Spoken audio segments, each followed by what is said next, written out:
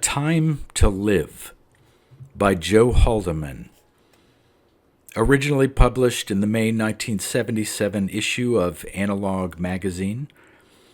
Republished in an anthology entitled The 1978 Annual World's Best Science Fiction, from which the story is read, by Darrell T. Smith II for my channel, Quasar Spectra.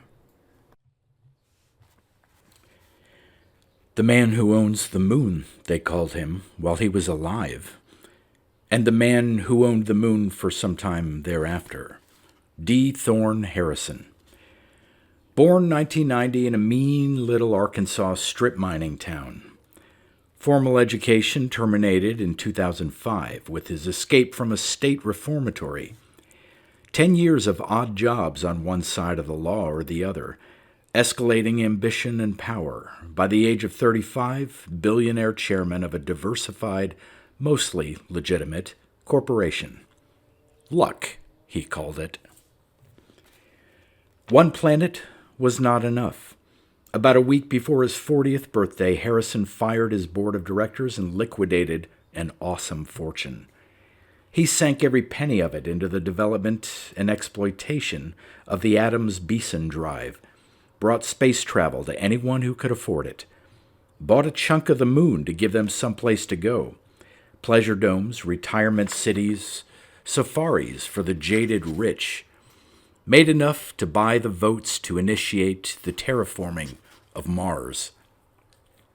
As the first trickle of water crawled down the Great Rift Valley, Harrison lay in his own geriatrics hospital in Copernicus City in his 120th year.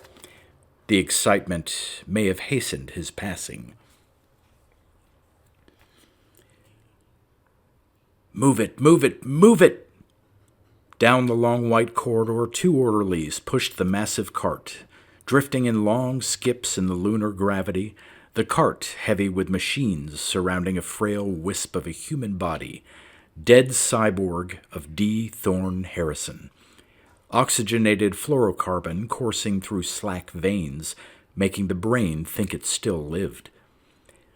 Through the bay doors of the cryonics facility, cart braked to a bumpy stop by the cold chamber, tubes and wires unhooked and corpse slid without ceremony inside. Chamber locked, pumped, activated. Body turned to cold quartz. Good job. Not in the futile hope of future revival. The nuts had a field day. Harrison had sealed his frozen body into a time-space capsule, subsequently launched toward the center of the galaxy. Also in the capsule were stacks of ultrafish crystals, along with a viewer that described humankind's nature and achievements in exhaustive detail, and various small objects of art. One class of crackpots felt that Harrison had betrayed humanity, giving conquering hordes of aliens a roadmap back to Earth.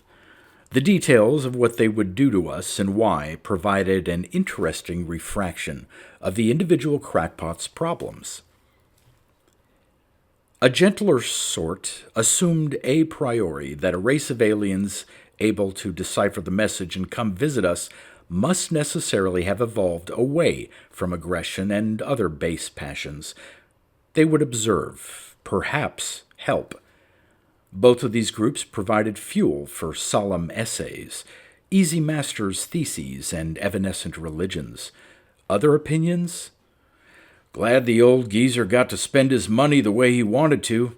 Inexcusable waste of irreplaceable artistic resources. He could have used the money to feed people. Quixotic gesture, the time scale's too vast. We'll be dead and gone long before anybody reads the damned thing. I've got more important things to worry about. None of the above is true. Supposedly, the miniature Adams-Beeson converter would accelerate the capsule very slowly for about a century, running out of fuel when the craft had attained a small fraction of the speed of light. It would pass the vicinity of Antares in about 5,000 years. The capsule had a pre-programmed signal generator powered by starlight. It would accumulate power for 10 years at a time, then bleed out a message at the 21-centimeter wavelength. The message lasted 90 minutes and would be repeated 3 times. Any idiot with a huge radio telescope and the proper ontological prejudices could decode it. I am an artifact of an intelligent race. My course is thus and so. Catch me if you can. Unfortunately, the craft carried a pretty hefty magnetic field and ran smack dab into Maxwell's equations. Its course carried it through a tenuous but very extensive cloud of plasma, and through the years it kept turning slowly to the right, decelerating. When it came out of the cloud, it was pointed back toward the Earth, moving at a very modest pace. In 20,000 years, it passed the place where Earth had been, the sun having wandered off in the natural course of things, and continued to crawl out toward the cold oblivion between the galaxies. It still beeped out its code every decade, but it was a long time before anybody paid any attention. I woke up in great pain that didn't last. "How do you feel?" asked a pretty young nurse in a starched green uniform. I didn't answer immediately. There was something wrong. With her, with the hospital room, the bed, the edges were wrong. Too sharp, like a bad match shot at the cubies. "How do you feel?" asked a plain, middle-aged nurse in a starched green uniform. I hadn't seen the change. "Is this better?"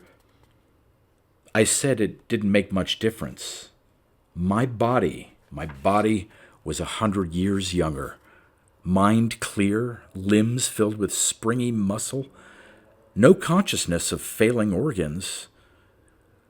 "I am dead," I asked her, told her. "Not really," she said, and I caught her changing. Shimmer click. Now a white-haired, scholarly-looking doctor, male. "Not anymore. You were dead a long time. We rebuilt you." I asked if she would settle on one shape and keep it. They pulled me out of a capsule, frozen solid. "Yes, things went more or less as you planned them."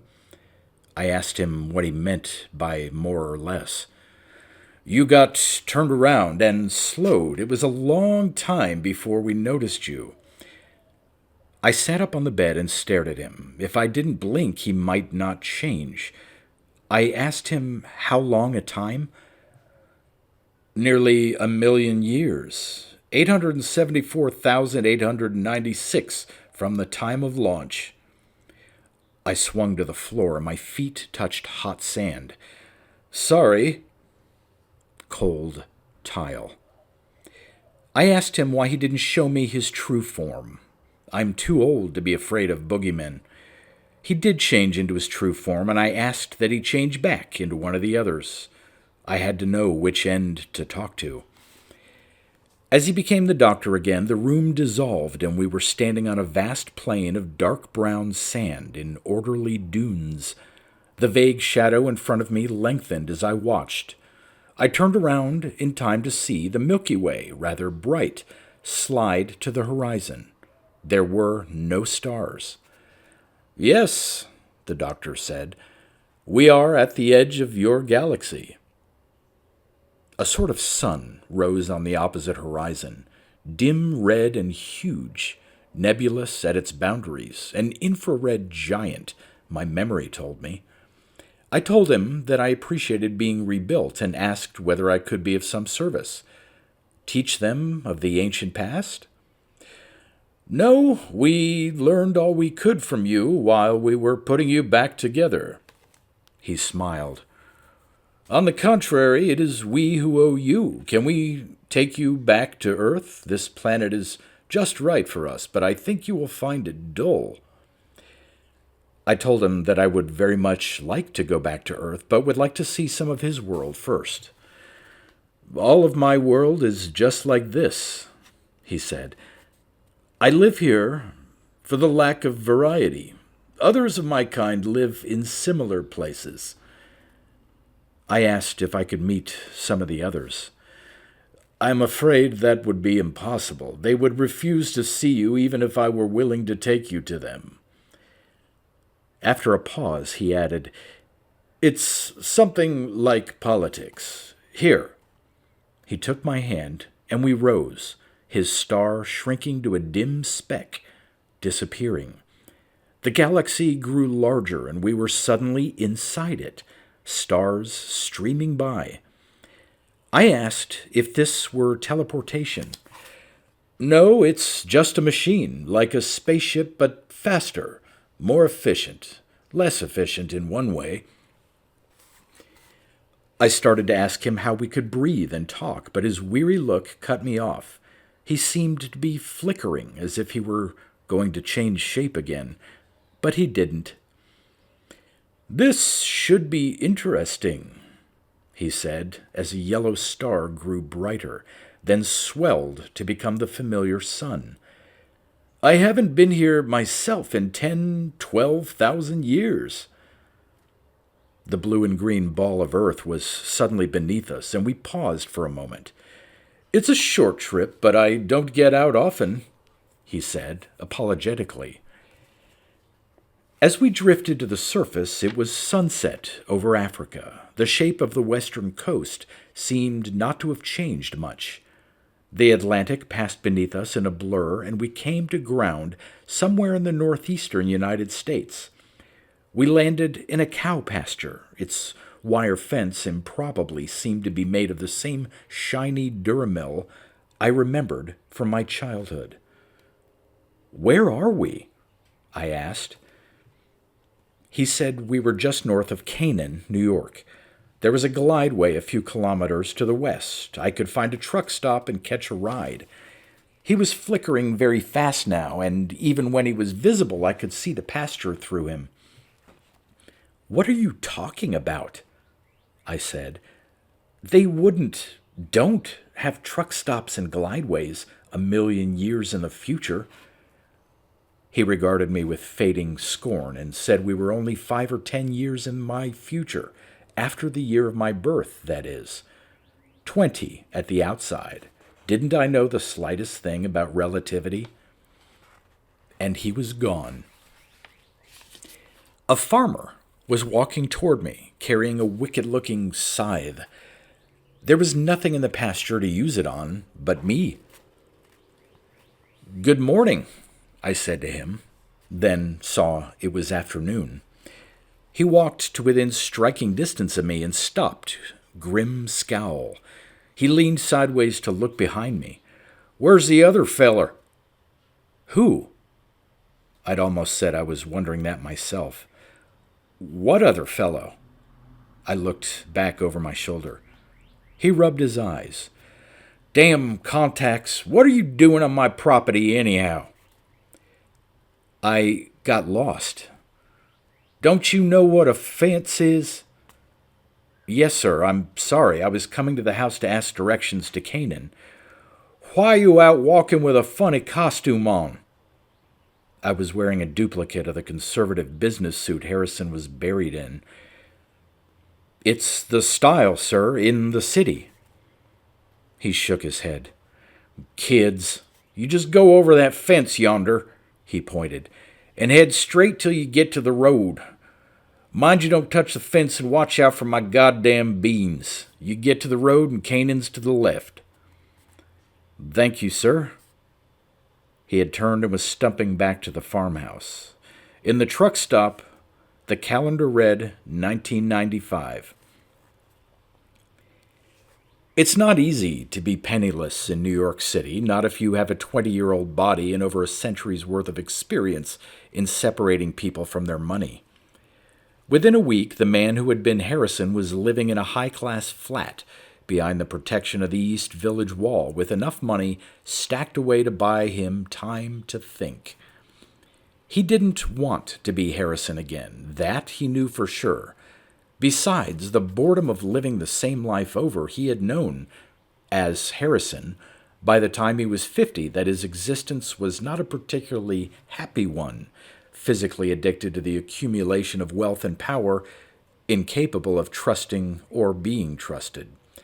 Besides, Harrison was a 5-year-old in Arkansas, just beginning the 2 decades of bad luck that would precede a century of nothing going wrong.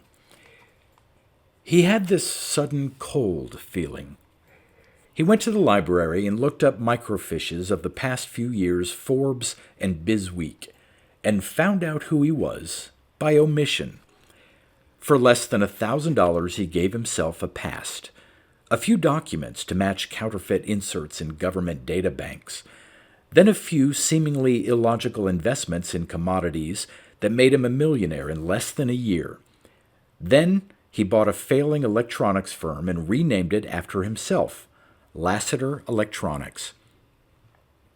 He grew a beard that he knew would be prematurely white.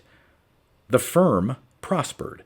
He bought a plastics plant and renamed it Lassiter Industries, then the largest printing outfit in Pennsylvania, a fishery after that. In 2010, he contrived to be in a waterfront crap game in Galveston where he lost a large sum to a hard-eyed boy who was fairly good at cold rolling dice.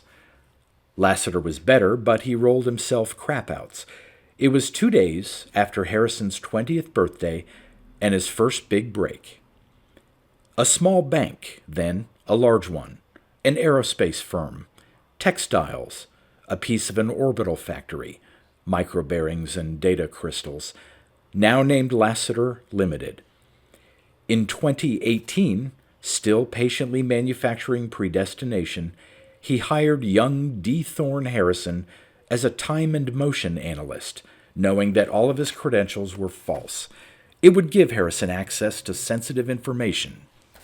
By 2021, he was junior vice president in charge of production. By 2022, vice president. Youngest member of the board, he knew interesting things about the other board members. In 2024, Harrison brought to Lassiter's office documents proving that he had voting control of 51% of Lassiter Limited. He had expected a fight. Instead, Lassiter made a cash settlement, perplexingly small, and dropped out of sight. With half his life left to live and money enough for much longer, Lassiter bought comfortable places in Paris, Key West, and Colorado, and commuted according to the weather and season. He took a few years for a leisurely trip around the world. His considerable mental energies he channeled into the world of art rather than finance. He became an accomplished harpsichordist and was well known among the avant-garde for his neo-pointillist constructions, sculptures of frozen light, careful laser bursts caught in a cube of photosensitive gel. Beautiful women were fascinated by this man who had done so well in 2 seemingly antagonistic fields. He followed Harrison's fortunes closely. The sellout in 2030, buying out the Adams Beeson Drive, which seemed like a reckless long shot to most observers, sinking a fortune in the moon and getting it back 100-fold. And as the ecologic catalyzers were being seeded on Mars, Harrison, an old man running out of years to buy, Lassiter lay dying in Key West.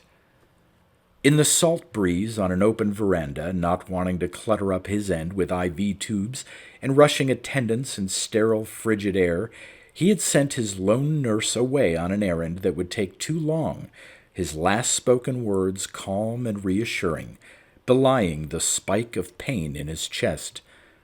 The house downstairs was filled with weeping admirers, friends he had not bought, and as the pale blue sky went dark red, he reckoned himself a happy man and wondered how he would do it next time, thinking he was the puppeteer, even as the last string was pulled.